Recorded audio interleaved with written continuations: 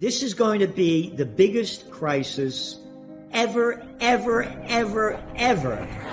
documented in modern history. Take 2008-9 crisis, multiply it times 1.5. This is going to be 50% worse, 50% deeper, 50% longer. Something is going to break, and it's going to be a major headline, and it's going to be like a panic event. That it always happens, and so this is coming. This is coming in the next 90 days, and it'll be a front page headline, all right? Let me just make it easy for people. The reason why is because you had easy money for 14 years, and you just took all the easy money away. We have swelling global debt. It's ballooning, and it will continue to balloon until we get a bursting of that debt bubble, the debt market hyper bubble, which is being fueled by design. The larger they can make the global debt bubble, the bigger the bang. A crash like this, you'll see 3 waves of crash. What we've seen is the first wave down. And of course, that's the most important one, because if it's 10 or 20%, then it may not be the beginning of a larger crash. We can always go to new high.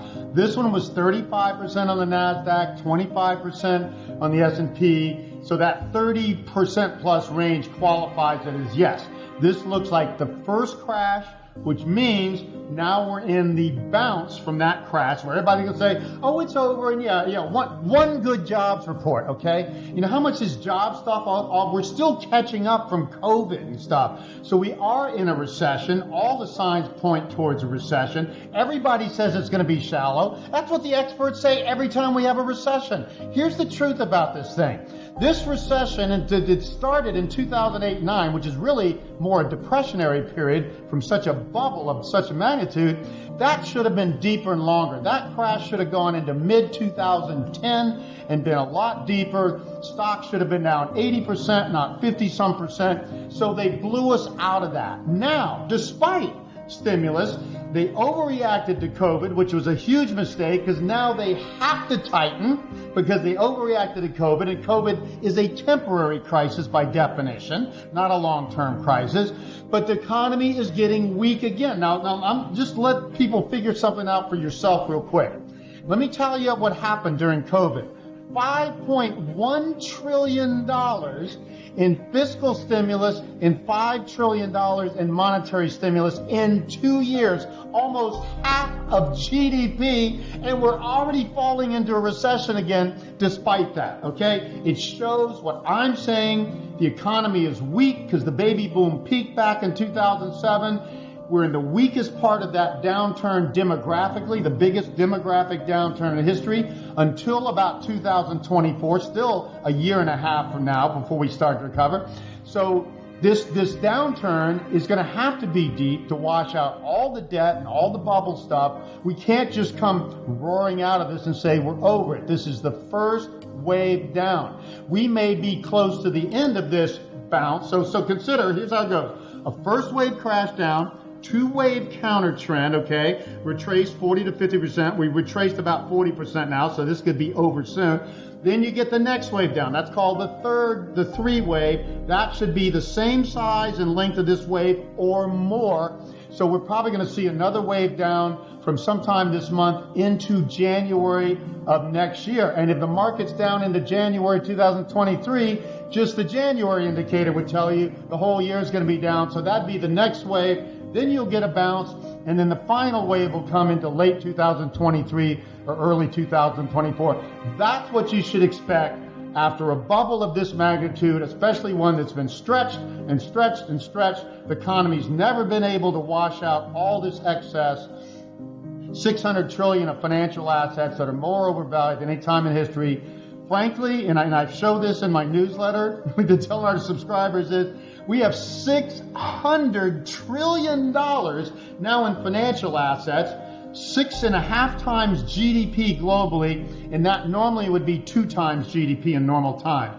So this bubble has to unwind. That means hundreds of trillions of dollars of financial assets. What is that? Real estate, stocks, bonds, commodities, gold included in there, all have to deflate back down to normal so we can come out of this. And we have to flush out bad debts, the highest debt ratios. Can't even compare the debt ratios globally and domestically to the roaring 20s and past bubbles like this. So people need to understand, this is the greatest financial asset bubble in history. There is no soft landing to this, period. There is no magic way to get out of it. Now that this thing is cracked this far, I've been telling our subscribers for months and years now, they'll come to a point where they keep stimulating, but it's not enough, and the economy breaks down anyway. We are in the beginning phases of that, and it's very, very likely this is going to continue. So don't listen to all of the clueless economists that never thought this could happen in the first place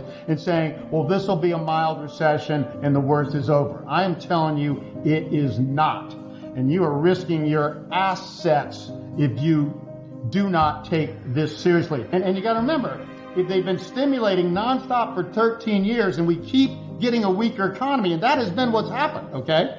Ever since the 2002, they keep stimulating more, and the economy keeps falling to new lows, the stock market. And so people are going to start to see this isn't working. You can't keep a dead economy.